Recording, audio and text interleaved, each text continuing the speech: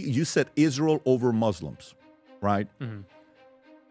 Which of the two do you think has been a bigger net positive to America?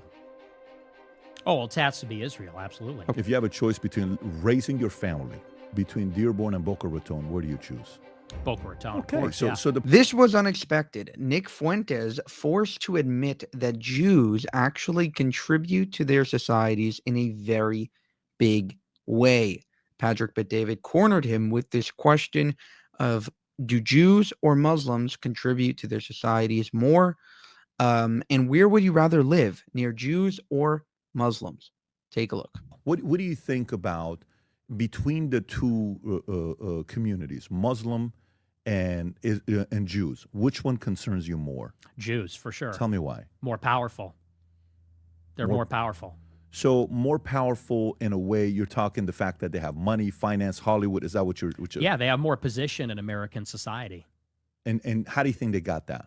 I think they got it because they are extremely connected. They're a transnational entity. You know, this is how the Rothschilds got started. Their superpower is that they live everywhere, and they have their Jewish identity supersedes their local identity.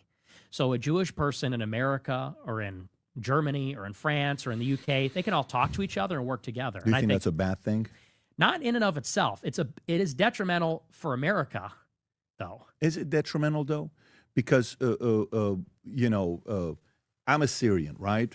And I wish Assyrians were more like this. And let me tell you why I relate to them. We don't have a country. Assyrians used to have a country. We used to be the first warriors. We were written about in the Bible. You read it all over the place.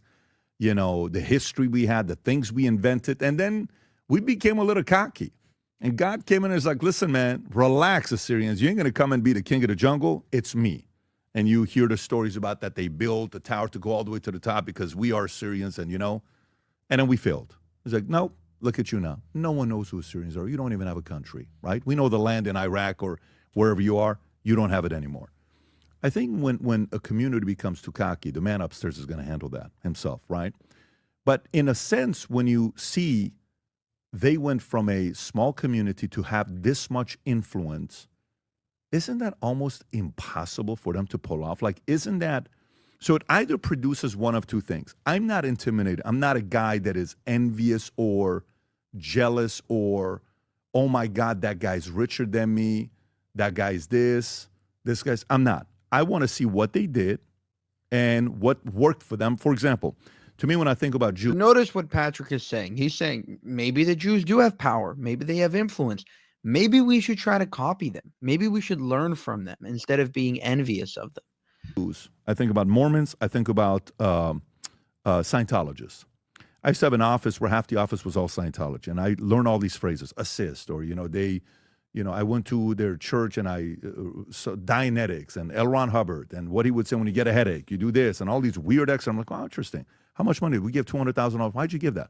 But let me tell you, those guys that were in, they had each other's back. It was a fraternity that you wish family members were like this, right? I think Scientologists have it maybe more than Jews. So I think Jews will bite each other a little bit, not as much.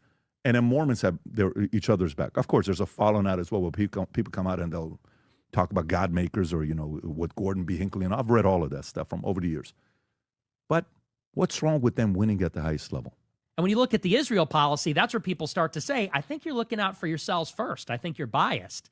And unfortunately, you're using the public purse and American soldiers to fight your own battles. And that's the problem. It's not, I don't have hatred for them. I don't have a problem with them in themselves or even what they do. It's just that with our system, that doesn't work. You know what I would say to that as well?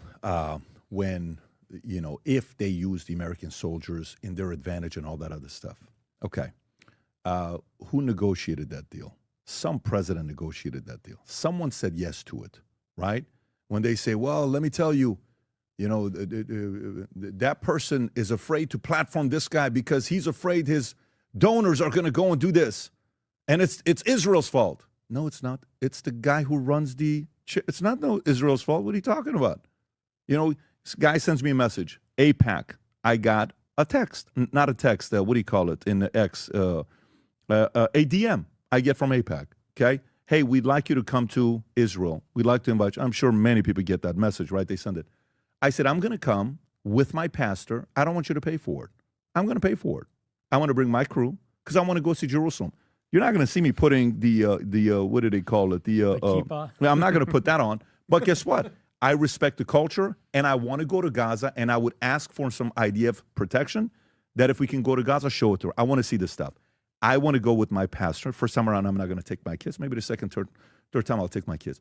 But to me, I don't put the onus on, like when a guy's like, that guy has slept with so many people, this, and the girl said yes. No, but you don't understand. He's a man whore. But the girl said yes. So is it Israel or is it the girl? Do you understand what point I'm trying to make here? Absolutely. So to me, it's kind of like, I mean, look, if you said Israel over Muslims, right? Mm-hmm. Which of the two do you think has been a bigger net positive to America? Oh, well, it has to be Israel, absolutely. Okay, so a part about that part. But, in terms of, I wouldn't say net positive. I would say in terms of raw, maybe like gross positive. Because they've had a lot of contributions culturally and even, in terms of art, literature, music, also scientifically. But it's difficult to say on that because I also think that there's quite a bit of a detriment. I think that the melting pot comes from the Jewish community. What do you mean by that? The idea of the melting pot, that comes from a Jewish playwright. Because Jewish people come to America, and like all immigrants, they say, well, we want America to be more welcoming. So they start to spin up these ideas that, well, America was never this country of white Christians. It's always been a melting pot for all immigrants. They want the country to be more open because that makes it more comfortable for them. It makes it more tolerant for them. But this has also made us more open and tolerant for Muslims, for example. We're bringing, who's been the biggest driver of like the Hart-Celler 65 Immigration Act? It was like the SPLC, which is run by Jewish lawyers. And so they're major drivers of mass migration. They're also major drivers of the pro-Israel politics, like the Iraq War. It was many Jewish journalists and pundits and advocates. Sure. So a point being is like when you calculate on net, and I agree with you, like I think there are a lot of people that are critical of Israel that are reluctant to acknowledge the good that Jews do. And I think that they're brilliant. Many of them are brilliant. So when I'm saying net positive, I'm talking jobs, economy. How often you hear about crime, what they do. Like if you have a choice between living in a city in Minnesota, Dearborn, and living in, I don't know what's the biggest city. What's the city that, Boca Raton, let's just say, right? If you have a choice between raising your family between Dearborn and Boca Raton, where do you choose? Boca Raton, okay, of course, so the point is like they go to a place. And by the way, to me, if that was Muslims, Hold guess on. what? All right, I paused it right there because that is a critical moment, right? He's forced to admit that beyond all of his hatred for Jews, and I'm not trying to promote Nick Fuentes at all. I think he is abhorrent in many of his views, not only with Jewish people.